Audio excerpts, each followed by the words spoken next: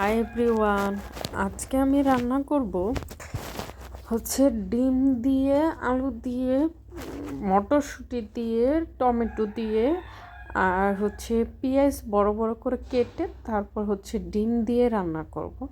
আমি ডিমটাকে প্রথমে সিদ্ধ করে নিয়েছি, তারপরে হচ্ছে ডিমটাকে মাঝখান দিয়ে কেটে লবণ আর হচ্ছে পেঁয়াজ, লবণ আর হলুদ দিয়ে ভেজে নিয়েছি। আর তারপরে হচ্ছে ভালো করে ভেজে নিচ্ছি এই পিঠ ওই পিঠ। খুবই মজা হয়েছে। আমি এখন খেয়েছি, খেয়ে তারপর হচ্ছে ভয়েস ওভার দিতেছি। একেবারে সিম্পলভাবে রান্না করছি, জাস্ট পেঁয়াজ বাটা দিয়েছি আর দিয়েছি লবণ, হলুদ, মরিচ, আর দিয়েছি একটু গরম মশলা, এই দিয়েছি। এত মজা হয়েছে, আসলে মুখে আমার এরকম ঘা, কোনো তরকারি রান্না করে খেয়ে মজা পাচ্ছি না, খেতেও পারি না। মানে এত ঘা মুখের মধ্যে। এই পর্যন্ত 4টা ডাক্তার দেখাইলাম, তারপরও কমতেছে না। জানি না কোন রোগ হয়েছে। কোনো ডাক্তারে কোনো টেস্ট দিতেছে না। টেস্ট দিলে সে বোঝা যাইব, হয়তো বা আরও 1 সপ্তাহ পরে টেস্ট করাবো, তারপরে বুঝতে পারবো তো কী হয়েছে। তোমরা আমার জন্য দোয়া করো যাতে করে আমার বড় কোনো রোগ না হয়। আমি অনেক ভয়ে আছি আমাকে নিয়ে। মুখে ঘা একটা ভালো লক্ষণ না, এটা একটা খারাপ লক্ষণ, যার জন্য আমি খুবই টেনশনে আছি।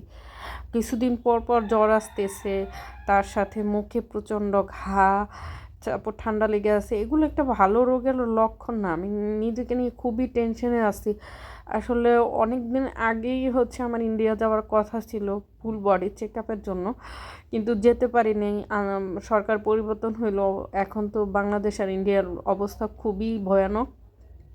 আর বাংলাদেশে যেই সব ডাক্তার দেখাচ্ছি তারা হচ্ছে তেমন কোনো টেস্ট দিতেছে না, যার জন্য কিছুই করার নাই। ডাক্তার তো আমি দেখাচ্ছি, ডাক্তার ওষুধ দিতেছে, অ্যান্টিবায়োটিক দিতেছে, তারপরেও মুখের ঘা কমতেছে না।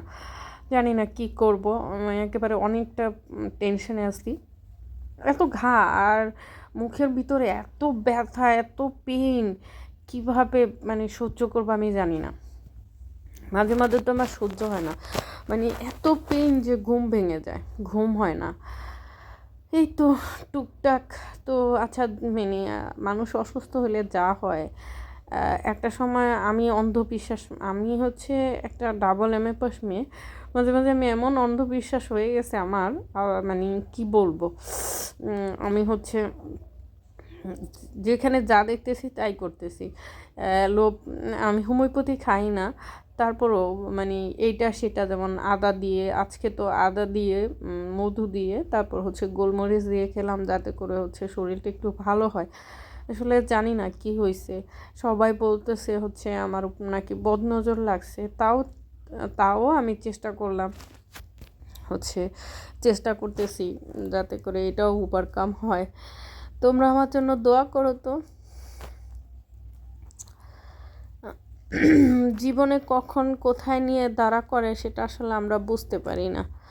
জীবনে অনেক কষ্ট করছি আজকের জায়গায় আসার পরেও, আসার জন্য। কিন্তু যখন আজকে আমার সুখের দিন, শান্তির দিন চলে আসছে, আজকে হচ্ছে আমি হচ্ছে অসুস্থ হয়ে গেলাম। আসলে আর কয়টা দিন বাঁচতে চাই, আরও 5টা বছর এই দুনিয়াতে থাকতে চাই। কিছু কাজ আছে যেগুলো আমি না থাকলে কেউ হয়তো করতে পারবে না, আর এগুলো আমার করে যেতে হবে এই পৃথিবীতে থেকে।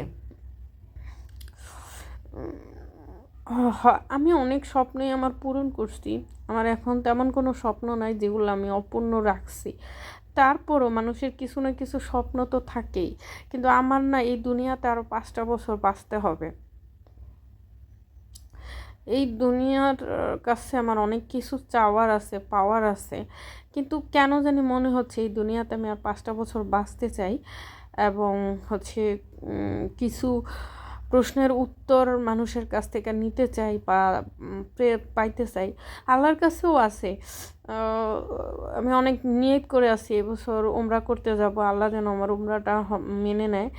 আর হচ্ছে যত তাড়াতাড়ি সম্ভব আমি যেন উমরায় যেতে পারি আল্লাহর রহমতে। এই বছর জুন জুলাইতে যেন আল্লাহ আমাকে উমরা করার জন্য সুযোগ করে দেয়। এই তো দুনিয়াতে অনেক কিছুই আছে যা এই ভিডিওর মাধ্যমে তোমাদেরকে বলে বুঝাইতে পারবো না। কিন্তু আল্লাহর কাছে আমার একটাই চাওয়া যে হচ্ছে আল্লাহ তুমি আমার আর 5টা বছর বাঁচায় রাখো, আমার অনেক কিছু বাকি আছে। Bye bye everyone.